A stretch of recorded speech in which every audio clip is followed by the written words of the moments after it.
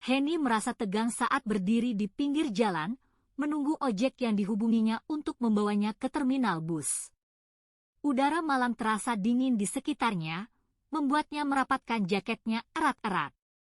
Di tangannya, ia menggenggam erat tas selempang berisi ijazah yang telah lama dinantikannya. Ini adalah momen yang ditunggu-tunggu, saat ia akhirnya akan membawa pulang bukti kesuksesannya dalam menyelesaikan pendidikannya. Ojek itu tiba dengan deru mesin yang menggema di malam yang sunyi. Henny segera naik dan memberitahu sopirnya tujuan mereka, terminal bis terdekat. Dalam perjalanan yang singkat itu, pikiran Henny berkecamuk dengan perasaan campuran antara kegembiraan dan ketegangan. Ia tak sabar untuk sampai di kampung halamannya, tetapi juga merasa gelisah dengan apa yang mungkin menanti di depan sana. Sampai di terminal bus, Henny merasa lega ketika melihat sebuah bus terakhir yang masih tersedia menuju Semarang, kota tujuan terakhirnya sebelum akhirnya sampai di kampung halaman. Ia langsung menuju ke sana, membayar tiketnya, dan mencari tempat duduk yang nyaman. Namun, begitu ia masuk ke dalam bus, suasana yang menyambutnya sangatlah mencekam. Tak ada suara yang terdengar selain dari gemuruh mesin bus yang bergerak perlahan meninggalkan terminal. Penumpang yang duduk di sekitarnya terlihat muram, dengan ekspresi wajah yang kaku dan mata yang kosong, seolah-olah mereka membawa beban yang berat di pundak mereka masing-masing. Henny merasa tidak nyaman dengan atmosfer itu. Ia mencoba untuk mengalihkan perhatiannya dengan menatap keluar jendela, memperhatikan jalan-jalan yang dilalui bus di tengah malam yang sunyi.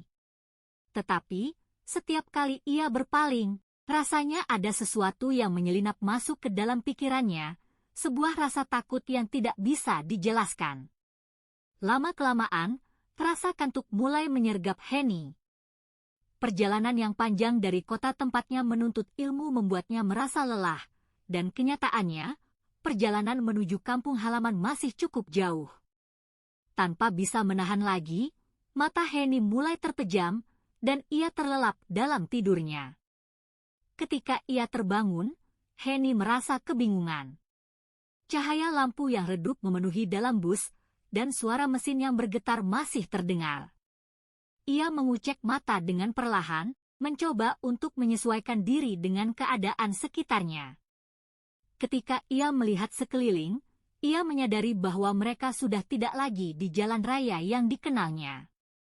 "Maaf, Pak, sudah sampai di mana?" tanya Henny kepada sopir bus dengan suara lembut. Sopir bus itu hanya menoleh ke arahnya dengan senyum yang aneh, seolah-olah ia tahu sesuatu yang Henny tidak tahu. "Kita sudah sampai di dekat Semarang, Nak. Tetapi, sepertinya kau tertidur begitu pulas, sampai-sampai kau tidak menyadari bahwa kita melewati jalan yang tidak biasa," jawab sopir tersebut. Henny merasa ada yang tidak beres. Ia menatap keluar jendela, mencoba untuk mengenali lingkungan di sekitarnya. Namun, apa yang dilihatnya membuatnya merinding. Mereka tidak berada di pinggiran kota Semarang seperti yang dijanjikan sopir bus. Sebaliknya, mereka telah sampai di sebuah daerah terpencil yang tidak dikenal oleh Henny. Lampu-lampu jalan yang redup hanya menyinari bangunan-bangunan usang dan tanah lapang yang tandus di sekitarnya. Tidak ada tanda-tanda kehidupan yang terlihat di sekitar sana. "Kami berada di mana?" tanya Henny dengan suara gemetar. Sopir bus itu hanya tersenyum dengan aneh. "Kau akan tahu segera," ujarnya sambil memutar kemudi bus ke arah yang tidak diketahui oleh Henny. Perasaan takut merayapi tubuh Henny. Ia mencoba untuk memanggil sopir bus, tetapi suaranya terdengar tercekat di tenggorokannya. Semua penumpang di dalam bus terlihat terdiam, seolah-olah mereka telah terhipnotis oleh kejadian yang sedang terjadi.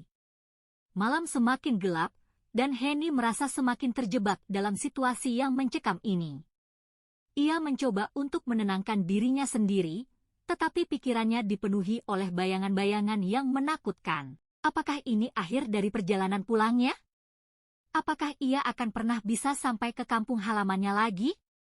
Namun, di tengah kegelapan dan ketakutan, Henny memutuskan untuk tidak menyerah begitu saja.